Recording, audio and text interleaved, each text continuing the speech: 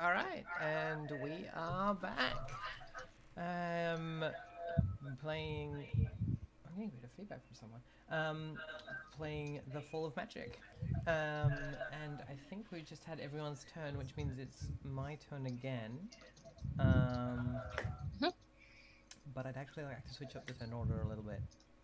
Oh no, I think I can do this turn because I can show what happens next. I can show the next thing, and then we can Mhm. it'll switch up by itself from then on out. I think. All right. So first off, let's reveal some more of this map for you crazy kids. Ooh, exciting. Exciting.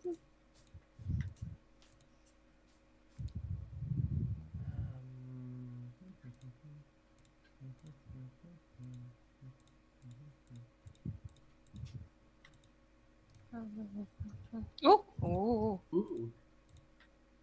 The ending of summer. yeah. All right. So because I already have my token on the map, um, so on my turn I can. Where is it? Each turn. On your turn, move your character token and describe the scene from their perspective. Right, so I could move my character token. But the other thing I can do is move the. I can choose to, on my turn, move the Magus to the next location because my token is already on the map, right? So you can't move the Magus if your token is not already on the map. So when I do that, I move the Magus. I take the others off the map, so they're no longer on the map. And I am going to do a scene that involves that scene prompt, the ending of summer. So I think we see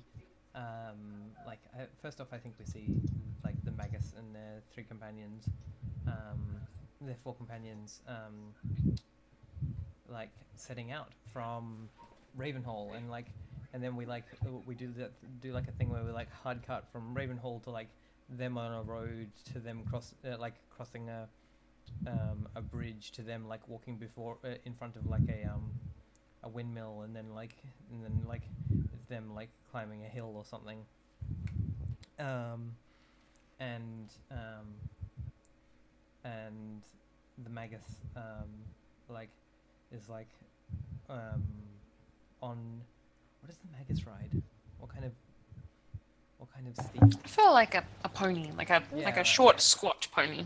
yeah, Because I imagine the Magus to be a very short woman. I don't yeah. know. Mm-hmm. In my mind, she's very, yeah, little. Mm. So yeah, she's on this like pony and it's like struggling up the hill, and I think she um it's we've been like this whole time that we've been watching this like quick montage. There's been like the sound of cicadas, and then as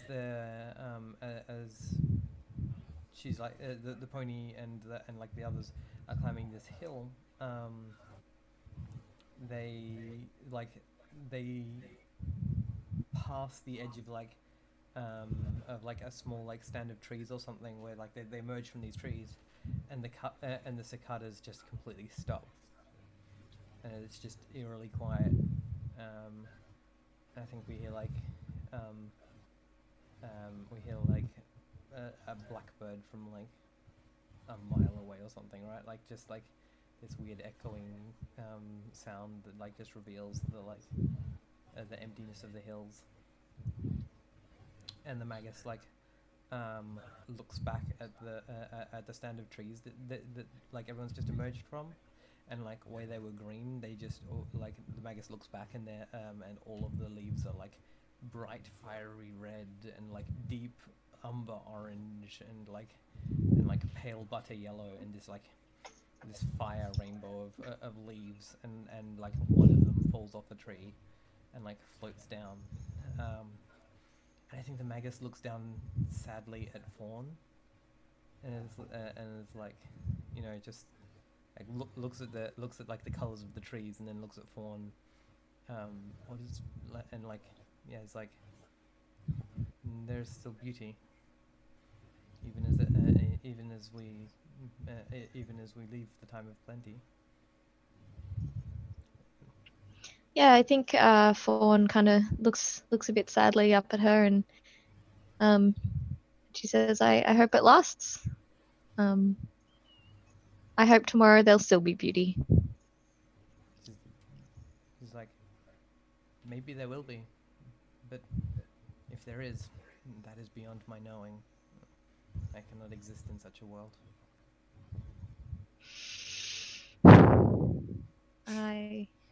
I think Fawn just kind of just nods and sort of sighs, and she says, let's not think about that possibility.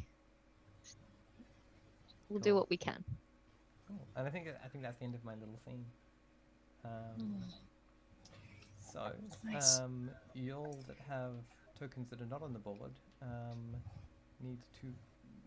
So, Emily, you can start by placing one on one of these. Yep. Scenes. All right, and one of the things. Cool. Okay. So it's interesting because there's 5 this time, so we won't use all of them. If that one was your one, is that how it works? But I can't. Or do you do another one?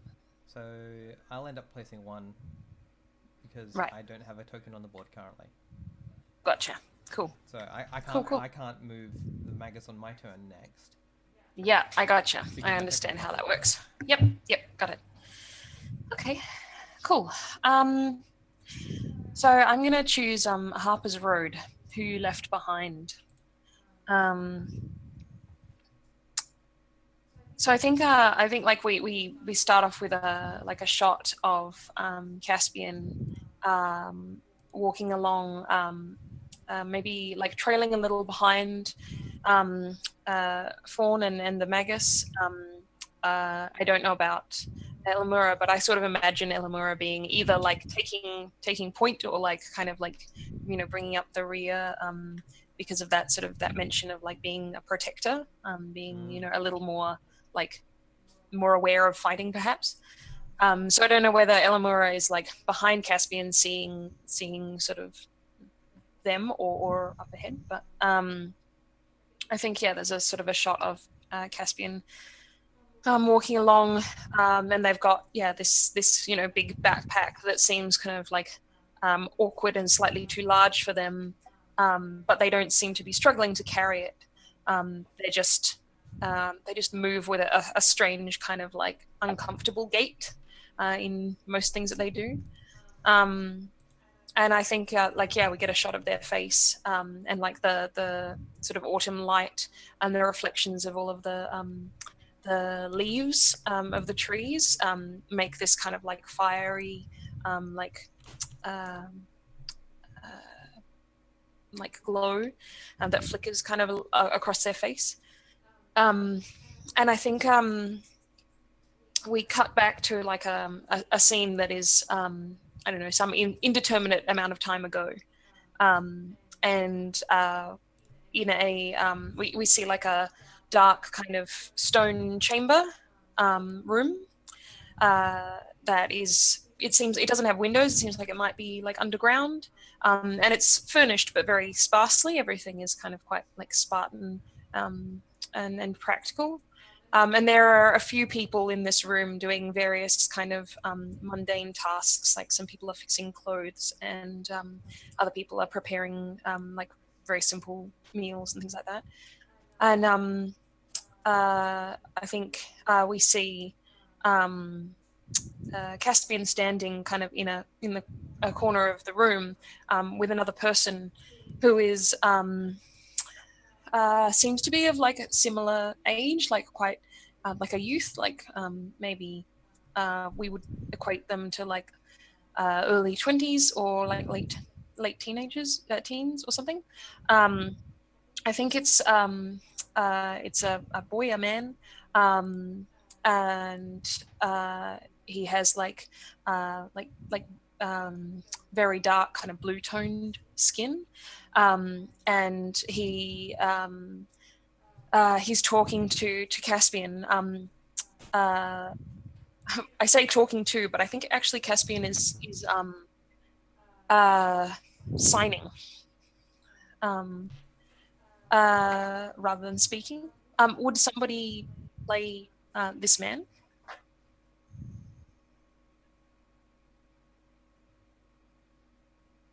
Yeah, I guess. Okay. Yep. It's up to you whether he has a name or maybe we don't hear his name. But I think like as we fade in, like Caspian is signing to him. I can't not go with them.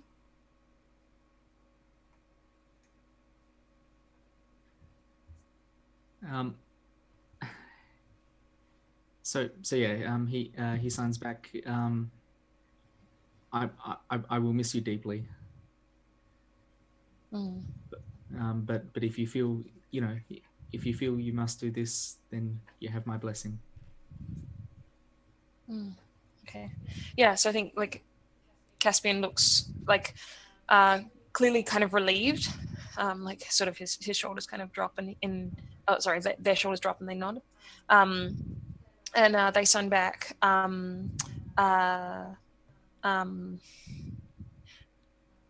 would like to say that I'll miss you too, but I, what do they say? Like, I don't know how to feel that. I hope I can find what I'm missing by doing this.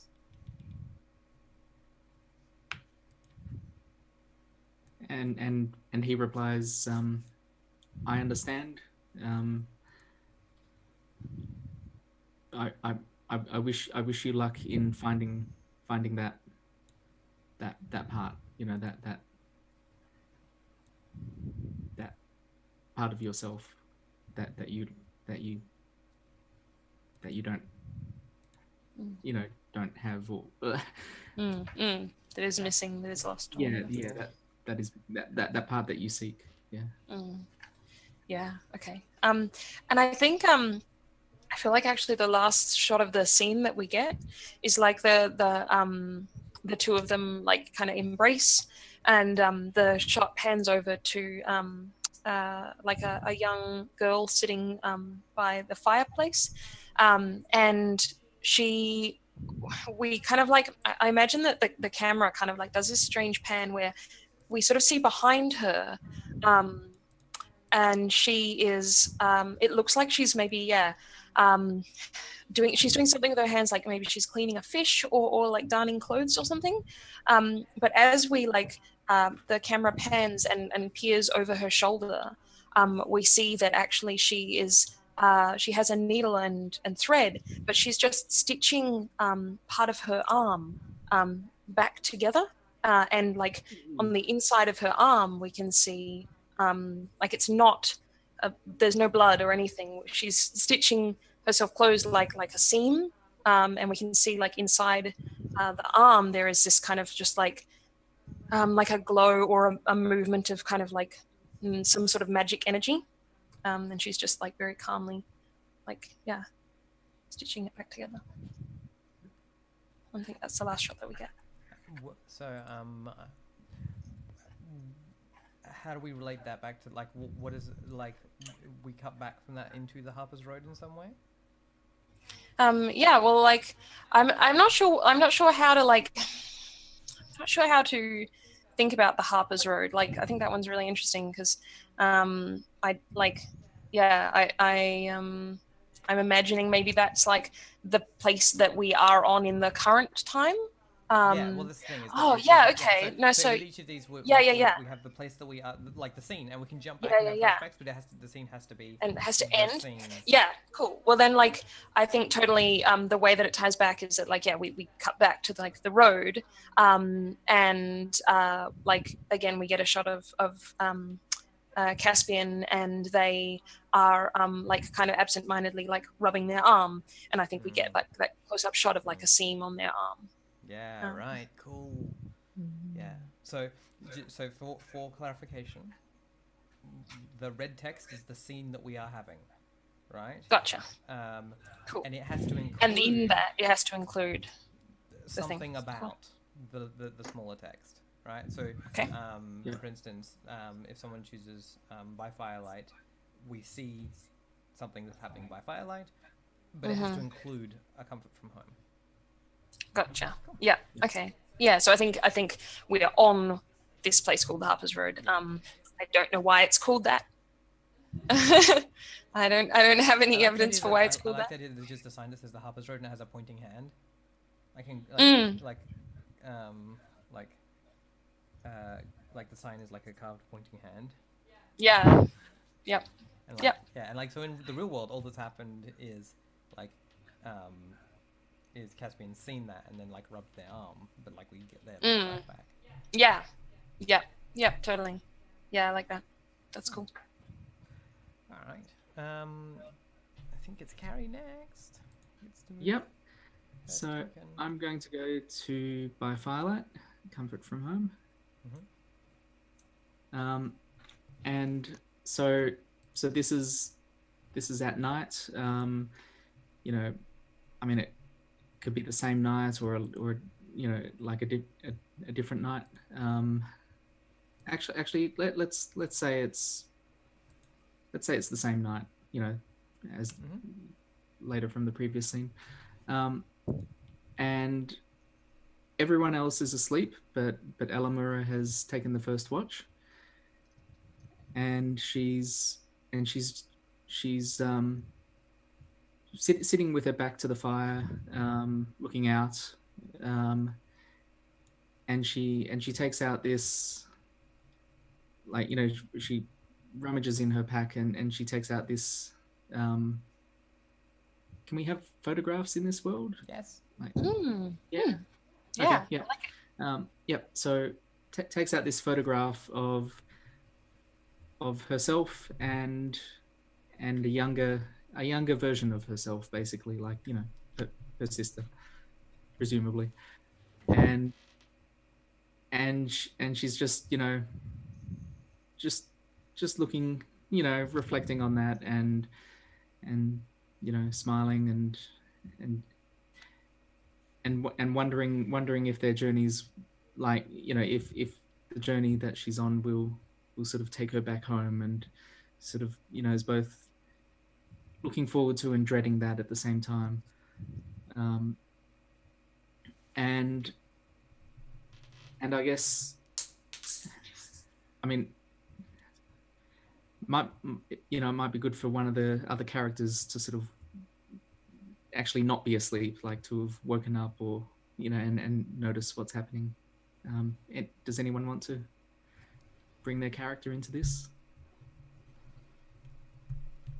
I mean, I'm always happy to throw a character in, but yeah, or the Magus.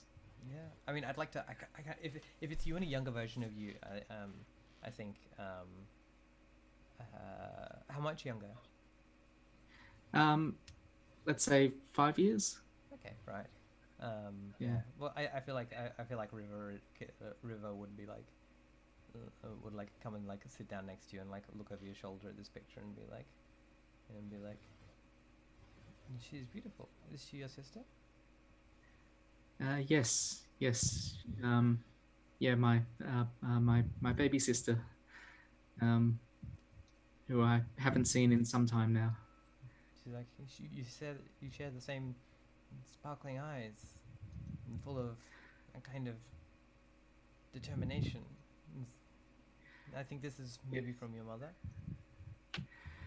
Yes, yeah, yeah. We both inherited a lot from our mother.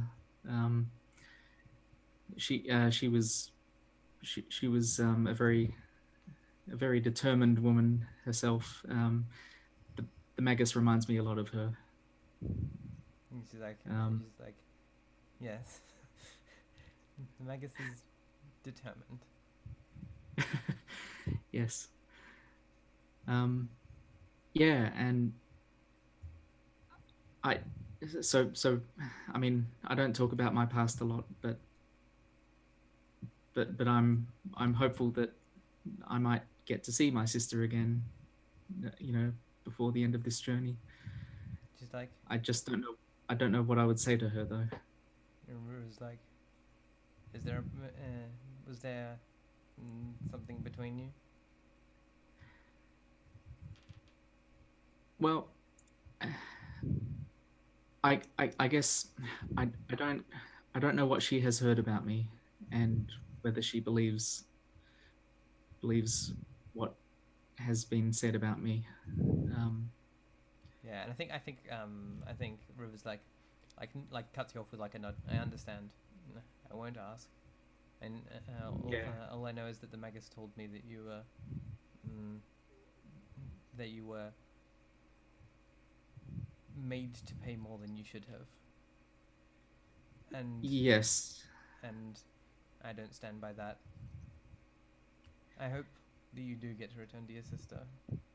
To have something, to have people to return to, a family. Yes, it is. It is a wonderful thing to have, and like, yeah, I did not realize how wonderful until it was no longer something I could return to easily. She's like, yeah, and River's like, it's the fucking greatest blessing we have, and we always waste it. And like, I think she gets Yes. up and walks away from the fire at that point. Yeah. And yeah, I guess that's the end of the scene. That's lovely. Yeah. Jess. Yes.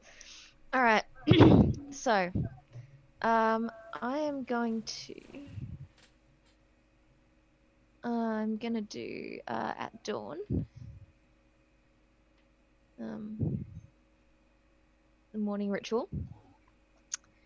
So, Fawn, of a morning, she wakes up early.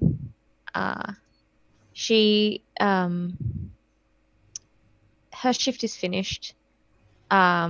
She's not taking the morning shift, so she stirs and she looks over and checks to see that the Magus is okay, still breathing, because apparently she feels constant deep concern for this woman, and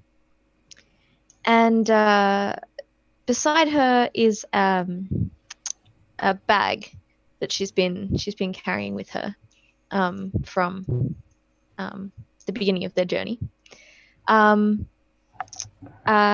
and she picks up the bag and heads for nearby like a small lake, in search of water. I'm assuming it's a lake that they maybe passed just before they made camp, or it's a source of water that kind of they all already know is there. And as she's walking to the lake, there's a bit of movement from the bag that she's holding. So she gets to the Ash, you look intrigued, but it's going to be way less exciting than you think it's going to be. So she gets to the side of the lake, and she pulls out of the bag kind of a little container, like a fish bowl, but an enclosed fish bowl and kind of a square. So like a box with water in it that's contained. And inside the little box is a small crab, and she pulls him out of his little box thing and sits him at the side of the river, and she says, "Good morning, Claude, the crab. How was your night? and the crab doesn't respond. He's just a crab, but she continues to really talk to the. Crabs are people too. Yeah. But she kind of starts, dragging her finger through the water and just like chatting to Claude about, what's happening, kind of starting to get things off her chest, like, I'm sorry you've been stuck in that box for so long. I didn't know how long we were going to stay here, so I thought I'd, give you a chance to just sort of swim a little bit. Yeah, I'm really worried that we're not going to be able to do everything we set out to achieve. And she kind of goes on like that, just sharing her thoughts with this crab who is in no way responding to her, but is living his crab life. But he's not like swimming away. He's clearly tame. Yeah. So I don't know if someone else wants to bring their character into the scene, if they want to have followed her, or do you want someone to come into the scene? I do want someone. Yes. Yeah. I mean. Do you want one of us, or do you want a different character? Let's go with one of your characters. Well, I'm happy to. Yeah. I'm happy to come in. Yeah. All right. So, I think, I think maybe like,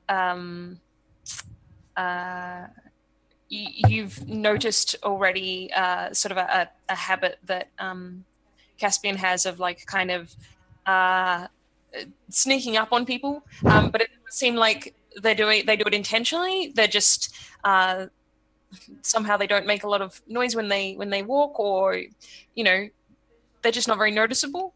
So I think maybe like they give Fawn like a bit of a fright by just sort of being behind her. Kind of as she's like in the middle of saying something to the crab,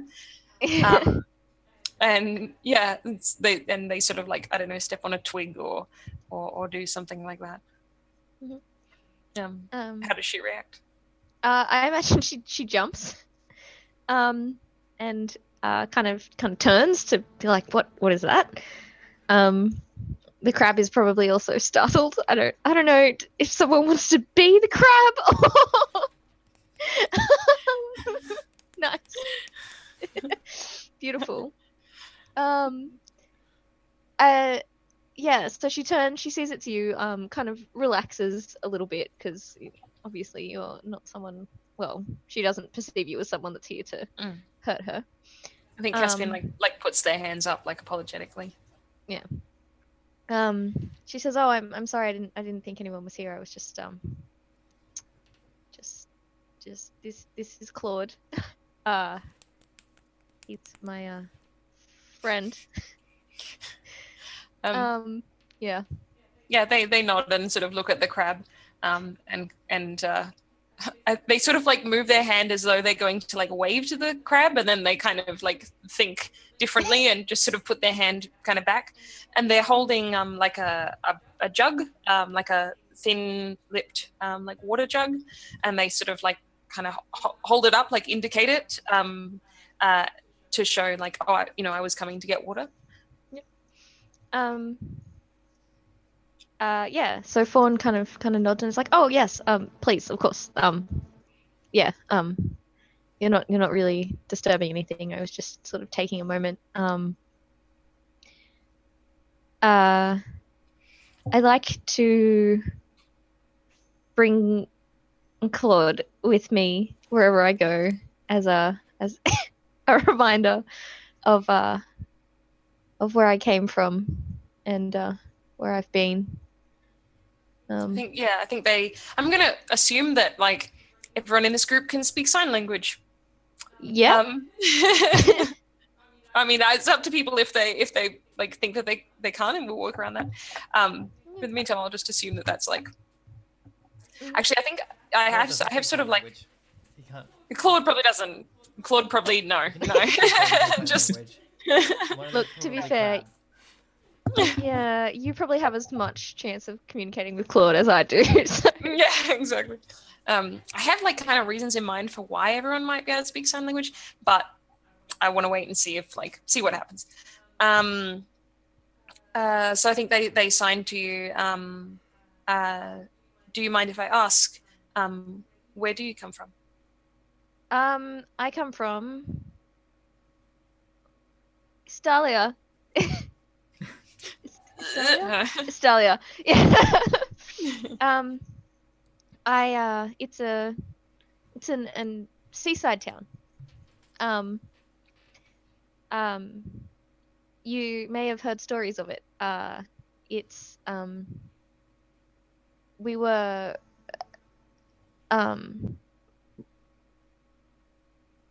under attack by vicious storms several years ago. All kind of strange things came from it. So people like to talk. I think there's they not sign... truth. Yeah. Right. Yeah. There's not truth to all the stories, but they're fun to tell. I think they sign like yes, I've heard. I heard many strange creatures came out of the water. So the famous tale goes that one day on a particularly bad day, it was raining. The wind had for once died down, but the rain was torrential. You couldn't go outside. It was just up to people's knees wherever you went, and it was bringing in creatures from the sea. So where there would normally have been flowers or plants, there were things, fish jumping out of the water, and sharks a little further out. Thankfully, not close because the water was too shallow. But it was dangerous. It was scary. And Claude here was part of a small group of crabs that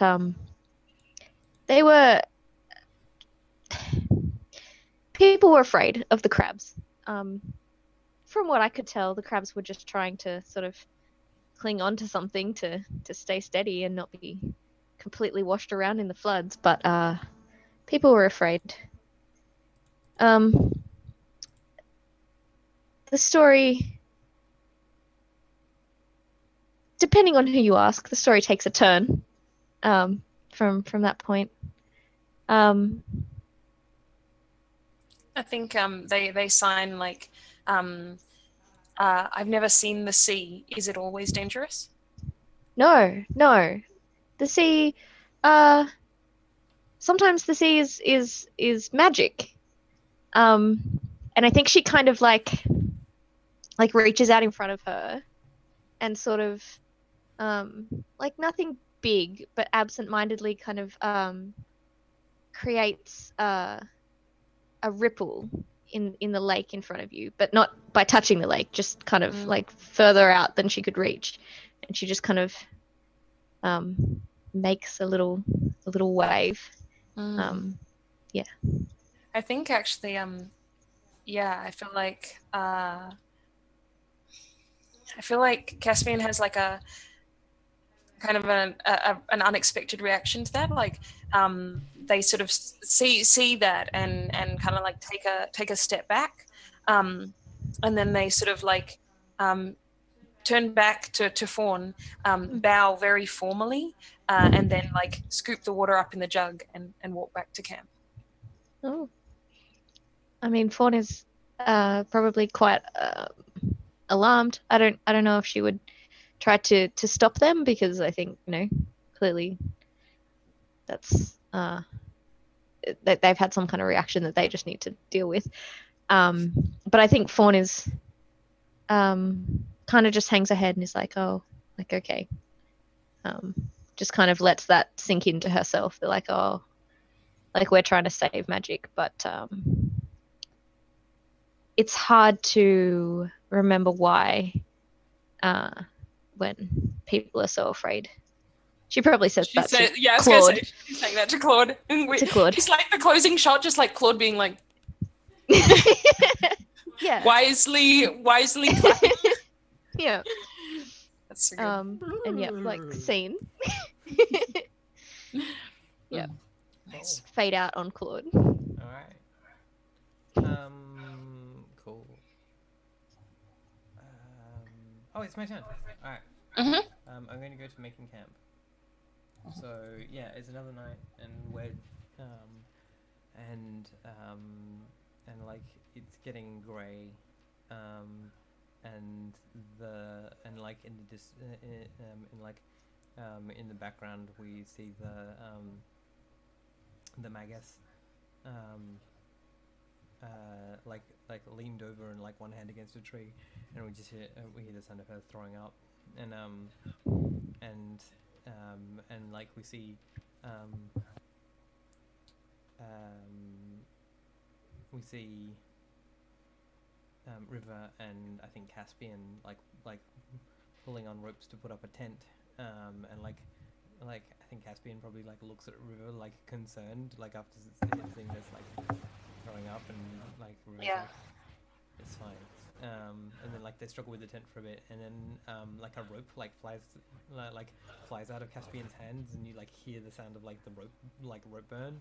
Like Caspian like steps back, and like she steps up, and she like looks at his hands and like takes his hands in hers. She's like, it's fine. And then like she like looks at his forearm, and is there like a mark? Yeah. So they've got like no, that's fine. Yeah, like usually they keep their hands sort of in their robes most of the time. But yeah, like when River takes their hand, yeah, I think there's the rope burn, and then there's like this kind of like a seam. Yeah. I think, and so I think she just like looks up at him with like a questioning and worried look. Mm-hmm. The questioning and worried look. Yeah, it's good practice. Mm. And they sort of like again like put a hand up, is in a kind of like don't worry gesture, and I think then they like sort of like just like really gently like take their hand back and like carefully like fold their sleeve down, and then they sign don't worry, all of us have this. Have you not seen before?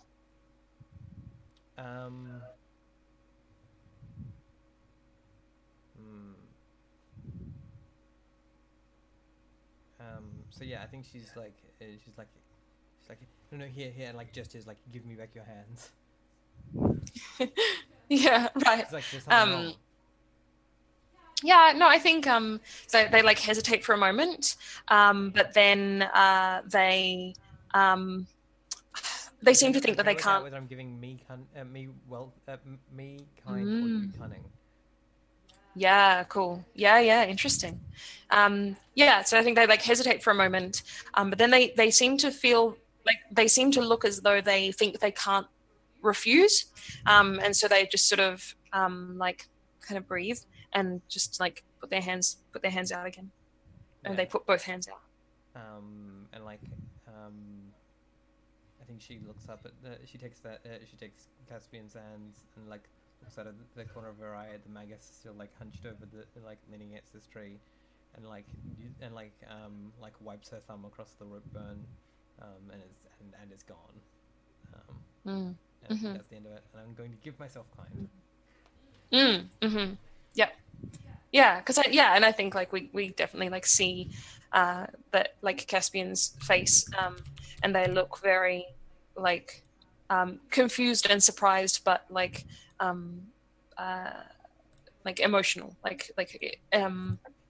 and grateful for that. Yeah. Easy. Nice. Keeping it nippy. Nice and simple. All right. So. Yeah, how does this work? So Emma, do you want to move your do token, or do you want to move the Magus? I would. So if I move the Magus, then the scene centers around the Magus. Yep. The next one. Yep. Yeah, I'd like to do that. Let's do that. Let's get the.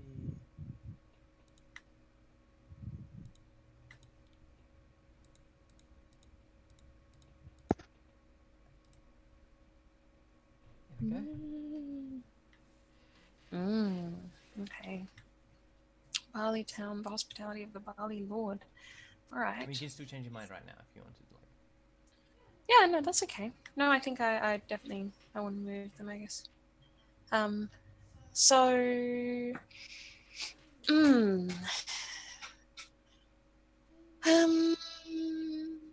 hospitality of the Bali Lord.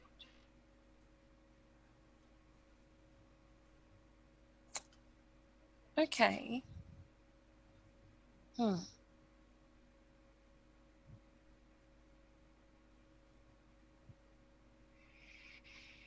like how many options we have here. I was going to say, I've got more options than last time. It's great.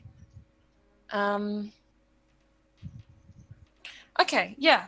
So I think yeah, we get kind of a wide shot of the town, almost, you know, like this drawing here, and then sort of a closer view of like the large kind of building on the peak of this hill, and the front of it is like these very big double wooden doors, and I'm imagining it's kind of like mid-morning, and the sun is still like fairly low, and there are a lot of people like moving around, doing practical mundane tasks, and you know, you can hear like horses and people speaking, and children shouting and things like that, and chickens clucking, and I think we see the group led by the Magus.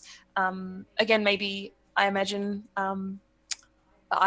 like Elmora is sort of at the right hand of the Magus, kind of, you know, maybe looking a bit bodyguardish or something. Sure. Yeah. I don't know. And I think like the Magus is speaking to this man who is wearing like clearly kind of attire of someone of authority, and I imagine he's this sort of very like rotund man who is maybe in his like, I don't know, late 50s or something. He looks like he doesn't move around very much, but and he has like a stern but kind sort of face. Now tell me if I'm allowed to do this. I would like to play the Lord. Is he a Lord in this one? And I would ask if someone else would play the Magus. I don't know if that's allowed. I mean, I don't know. Sure, why not? But I don't know whether ask someone to do it. Mm-hmm. Well, if I'm by the side of the Magus, then it might be best if I don't. Mm-hmm. Well, because Elamura might also like have something Yeah, to but say. like rather than saying, does anyone want to? I think it's a really good idea. Okay, ask someone. Could okay, you please? Cool. All right. Well, Ash, would you play the Magus in this one? Sure. Okay. Yeah. And she's like, your town has grown much. Yes, it has. We have had a time of plenty, and it has been through the labor of my people. They are a true and hard-working lot. You are welcome as long as you need to stay. She's like, yes. The labor of your people is very. The labor of your people is very sacred, and it is good that it has brought you things. That it has brought you bounty. mm, we're grateful for any of that bounty that you share with us. Yeah, I think he sort of nods and smiles, and he gets an expression of sort of like a little bit conflicted, and I think he says, uh, um, I know it is not any of my business, and of course you're welcome regardless, but I must ask, you have not traveled like this for some time. Where is it you intend to go? I think she like looks a little nervous and looks to Elamura. Yeah, just like a sideways glance.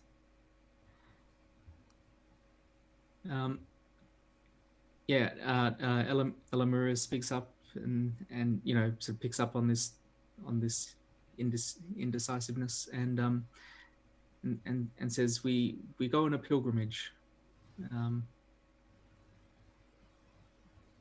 We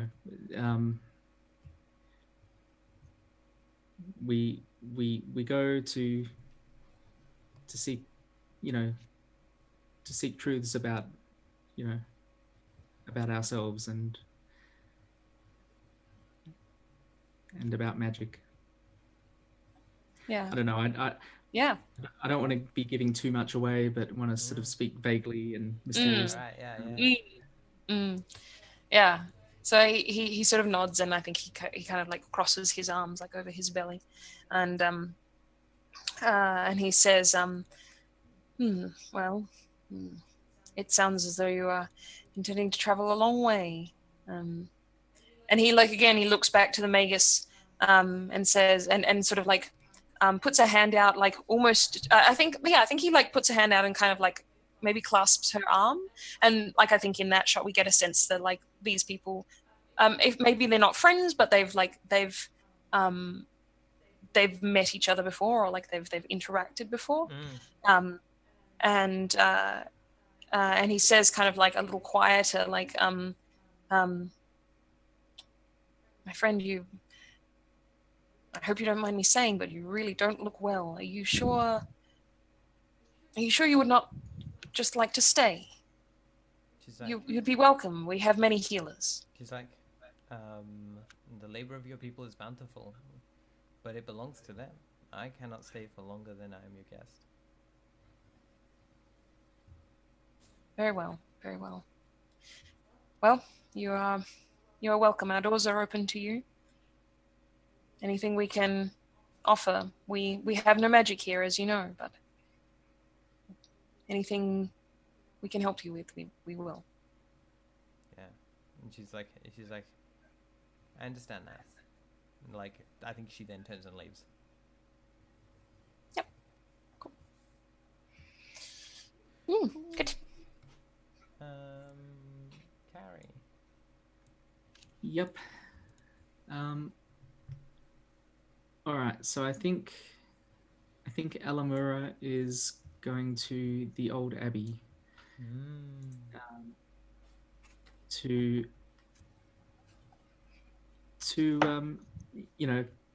pray and to basically, well, yeah. So I guess let's describe the scene.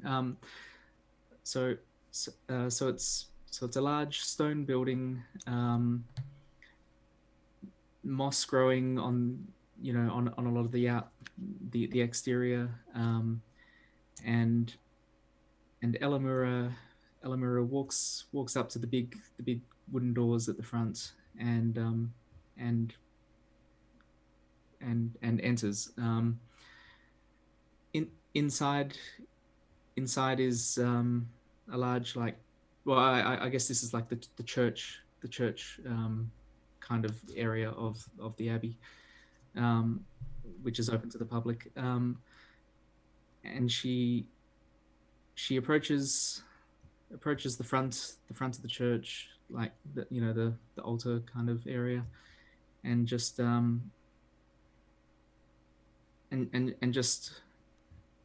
just takes a seat and is just thinking intently when she's approached by one of the one of the monks, one of the monks at the abbey. Yeah, would somebody like to play Ask play the someone. monk? Oh, okay. Emily, would you like to play the Sure. monk? Yep. Yep. Yep. Yep. So yeah.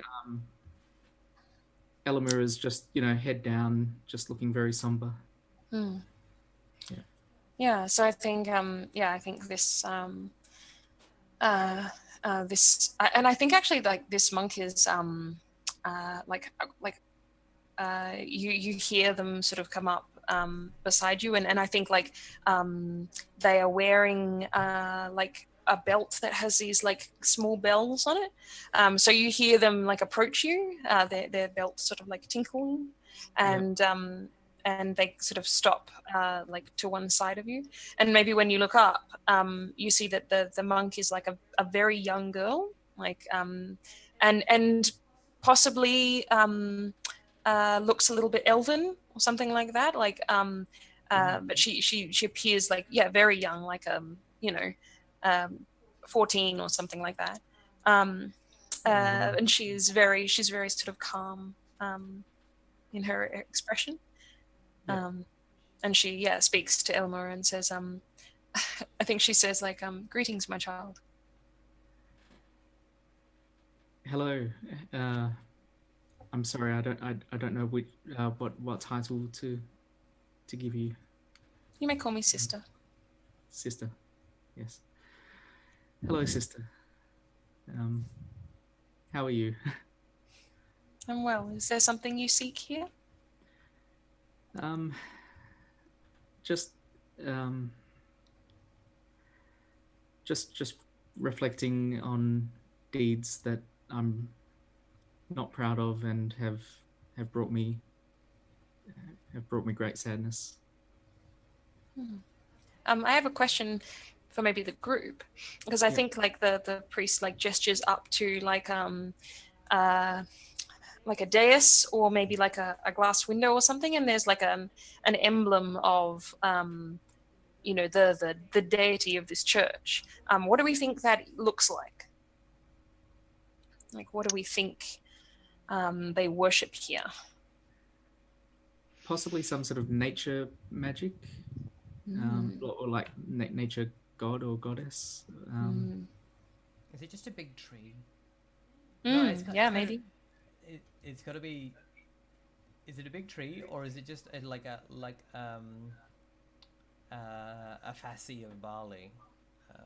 Yeah, I was gonna say if it's called Barley Town, then I like that. Yeah. So is like it someone like just a in a field, like just some random person in a field. Some random person in a field. Yeah, no, I like that. I like the like just the active work. Yes, yeah. Maybe there's like a mosaic or a mural or something of like, very kind of communist like style emblems of like people working with tools and things like that. And maybe like the labor of the people is the kind of sacred thing here. Yeah, exactly. Yeah, totally. So I think maybe there's like a stained glass window with like golden wheat or something. So I think she gestures up to that, and she says,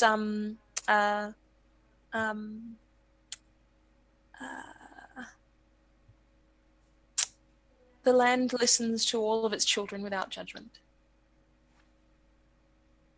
You may speak to me if you would like. I think I would, yes. I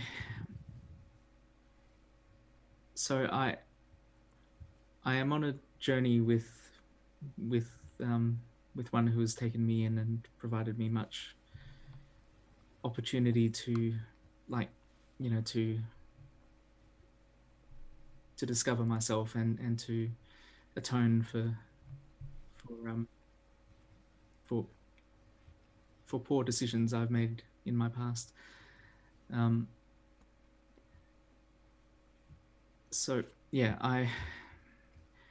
but I'm struggling to forgive myself for, for that past. I have taken the life of another, and although it was, although that person was not a good person, there were other choices I could have made, less harmful choices to myself, to my loved ones, and I'm finding it very tough to let that go, and even though I feel like I am, I'm making amends, I don't know how like I feel like it's not bringing peace to my soul. Like, I'm trying to atone, but can't find it in myself to forgive myself. So I think she listens to all of that and sort of like occasionally nods, but doesn't sort of say anything until Elmira sort of finishes, and then she nods and like turns to the dais, and there's a sort of a silver tray, and she takes the silver tray, and there are like small pieces of bread on the tray, and she has like a cup of like a dark liquid, and she dips a piece of this bread into the liquid and like holds it out for you to take and to eat. Yeah. And as she does so, she says,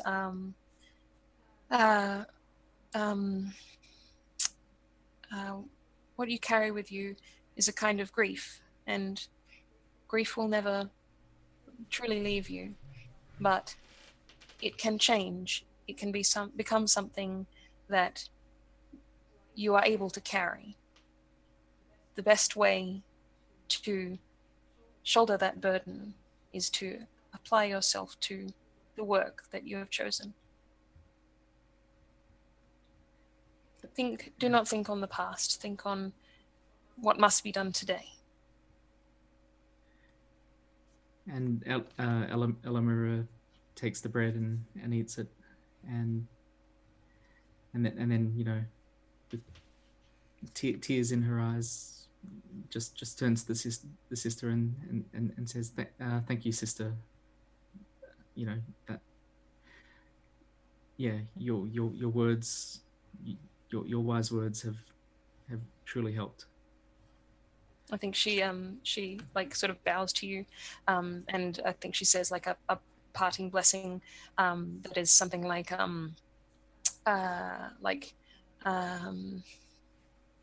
I think it's like, may you hear the wind in the grass, and she that bows to you.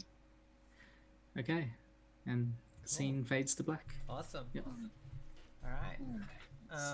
Jess, do you wanna? Yeah. I'm struggling. Okay.